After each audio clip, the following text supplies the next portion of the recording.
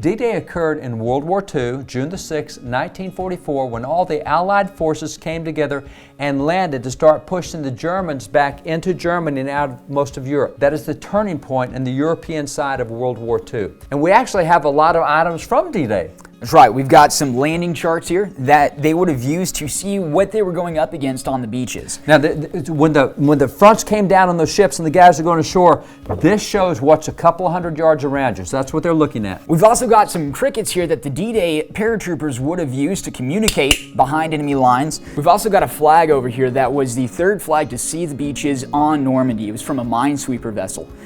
In addition to that, we've also got a map here that the troops would have had to kind of show them what was past the beaches. So Germany, Holland, France, all of this they would have carried with them. And in fact, we've got a newspaper over there that doesn't quite announce the invasion. Yeah, it looks like this is an announcement, invasion, but the announcement's already been made.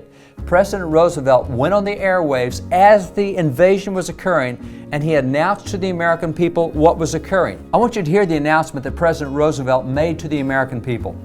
My fellow Americans, last night when I spoke with you about the fall of Rome, I knew at that moment that troops of the United States and our allies were crossing the Channel in another and greater operation.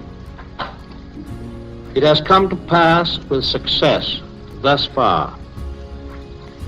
And so, in this poignant hour, I ask you to join with me in prayer. Almighty God, our sons, pride of our nation, this day have set upon a mighty endeavor, a struggle to preserve our republic, our religion, and our civilization, and to set free a suffering humanity. So here's the most significant military operation, arguably in American history, definitely in World War II.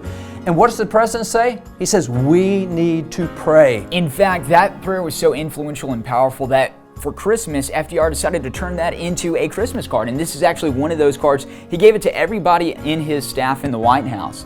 And it goes through, it's got the D-Day prayer, and it's got that prayer that led the nation while we were backing our troops landing in Normandy. So Christmas card from the White House in 1944 was actually the D-Day prayer.